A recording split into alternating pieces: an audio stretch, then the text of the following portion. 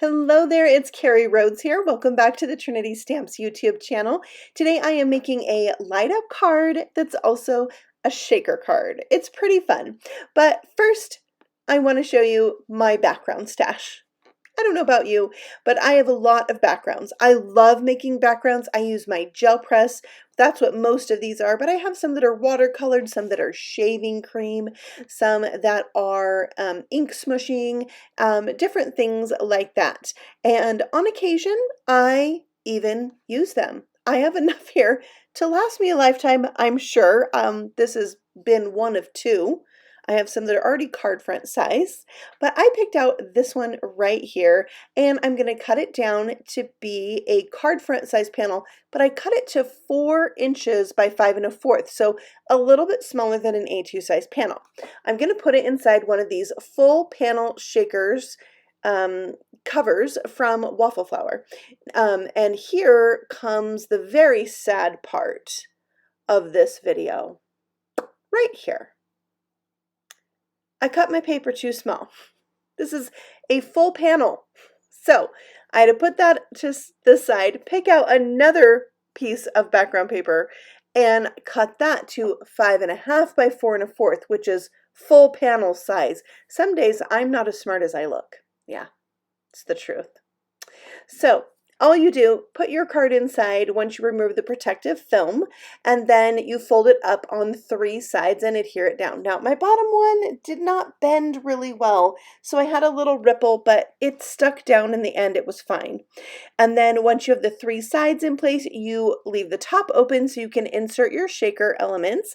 And I use these flat back confetti pieces. These are called Soapy Bubbles. They have an iridescent shine to them, which I love, and it was kind of a pinkish hue to them, so I thought it would go really good with the pinks and yellows. Now I am bringing in this gorgeous floral cupcake. Oh my word, this is the first time I've actually stamped it, and I'm super excited to be making a card with it because I think it is gorgeous. So I'm going to stamp 2 extra candles to go on top of this cupcake as well. You might have seen in the beginning, the picture, my cupcake actually has 3 candles. So all I did was get a scrap of white paper and then just stamp the candle by inking up that portion of it. And then I'll cut this out. You could use the die that cuts out the entire cupcake, but it's easy to just cut around this.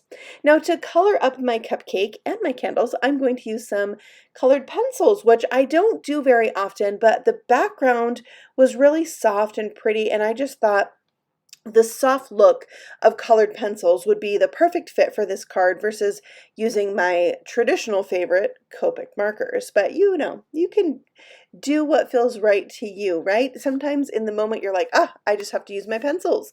And that was how it was for me today. So I just kind of colored out some of the pencils on my paper to see how I liked the colors and how they went together. And of course I was going to go with pink and yellow. My background paper kind of decided that for me. And actually I'm really glad in the end that I messed up on cutting that first background panel, because choosing the second one was a much better color palette for coloring out this cupcake, I think, because I needed, you know, variation of color where my first background was kind of pinks only. So I'm really happy with how it turned out in the end. I am just what I like to do. I am not a professional colorist. I'm not here to teach you how to color with colored pencils, but I'll tell you what I did. I like to use one color that's a little bit darker and put down a shadow and then fill it in with one pencil that's a little bit lighter.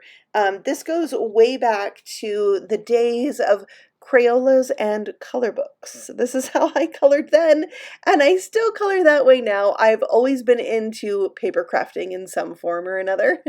So I did the same thing for the cupcake liner. I just showed you a bit of that, but then I brought in an even darker pencil and did a little shadow right under those flowers just to help them pop up off the cupcake liner a little bit, give it a bit of a 3D effect, and ooh, it's looking so gorgeous.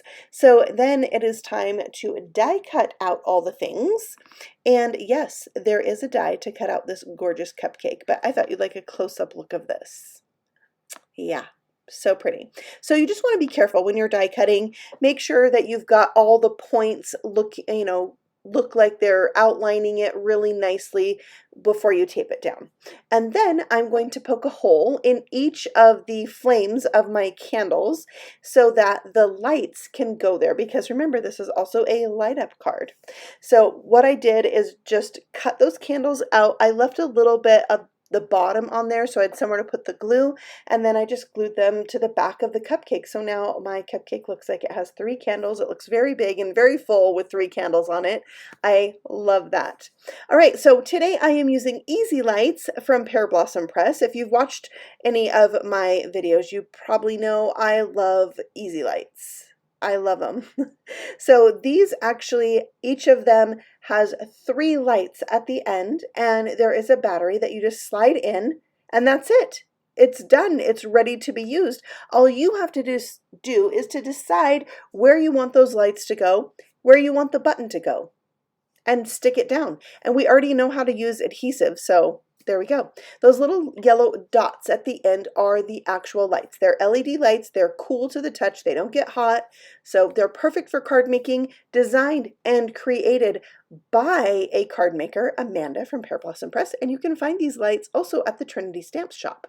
So now I am putting down some double stick tape to just kind of help me hold my wires in place. And then I'm testing out, make sure I got my battery in the right way. All you do is line up the plus symbol, like you do with all batteries, and then it's good to go. I decided where I wanted my battery pack to go because that's also where the button is that you want the recipient to push. Once I figured that out, I'm going to just tape that in place with, old-fashioned tape, just regular tape. It works really good for light up cards. All right, then I'm going to take the light. I'm going to try and get that yellow end that I showed you that is the light. And I want to put that right in that little hole that I pierced in the candle. Just like that. I want that yellow piece to be face down. So now you can see the help of my double stick tape helps hold that wire there. So I'm going to repeat that on the other 2 candles. You can see it's super easy. There's no science involved here. No, remember, I like color books and Crayolas. Science was not my favorite subject in school. So I have to say thank you to Amanda for creating these lights. I feel like she made them just for me, because when I first saw light up cards, I was like, oh my word, the copper tape, the figuring out where the battery, I don't know if I can do that. So I love that this is already done for me. Now you can see I'm just kind of arranging the wires so they're not going to show. They're very thin, very easy to manipulate and move around, and then you just tape them in place so they cannot be seen. I did take a little bit extra of the double stick tape and put over the top of the wire because I didn't want to like cut down my regular tape. So, and that's just going to help hold the light in place. On other cards where the light is behind a bigger area, I would just stick some tape over the top of it. But this double stick tape is already the perfect width for my candle. So that's what happened. And I just keep checking to make sure the light is showing and everything's lined up, nothing's where it shouldn't be and stuff like that. All right, so we'll finish up with the double stick tape. Then we need to think about sticking this down to the card. The battery pack is, kind of thick, and I am using some already double thickness foam tape. If you're using like 3M foam tape, you're going to want to fold it over and make it a little bit thicker. Just make your foam tape the height of the battery pack and you'll be fine. I have some narrow tape I stuck to the candles, and you'll see I did not put very much adhesive on the sides of the cupcake. That's because the full panel shaker pocket is a little bit like domed, and so I didn't want the cupcake to kind of be rounded. So I just left off some adhesive there on the side, and it looks very nice and flat. Stuck that down, and now it's time to make our sentiment. So I stamped Make a Wish also from this same stamp set. I'm using some pigment ink that's clear. Then I'm able to sprinkle on some white embossing powder. And once that's on there, I'll bring my preheated heat gun and melt that powder. It gets raised up and shiny. Embossing is one of those like really old techniques that I will never get tired of. I love it. I do it on almost every card, a lot anyway. So I'm just gluing this right down to my shaker. I thought maybe I wanted to make my words be rounded, but in the end, I decided to make it go just straight across. But what's really cool about this particular sentiment is that the die cuts the words apart, so you can stack them, you can put them in a line. The choice is up to you. So now I have this paper crafting magic stamp set. It has the word push in it. I chose some light yellow cardstock, darker yellow ink, just to make a really subtle like button cover for the light, so I can stick this right down on the card so that the recipient knows that there's something to do with this card besides shake it. And then you push it, it lights up, you've got the shaker, and I love, by the way, how the lights reflect off of the plastic of this window.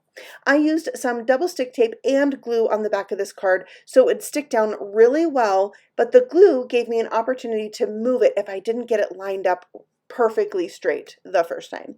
So now it is adhered to my A2 size card. It shakes, it lights up, and it's really cool. And by the way, I'm digging the background a lot. You could easily do this with patterned paper or pull some stuff out of your stash and use it up. I thank you so much for stopping by the Trinity Stamps channel today and letting me share my creation with you. You can find more of Trinity Stamps on Instagram and Facebook too, and I'll be back again next Saturday with a new video right here, just for you. I'll see you then. Happy stamping! Bye!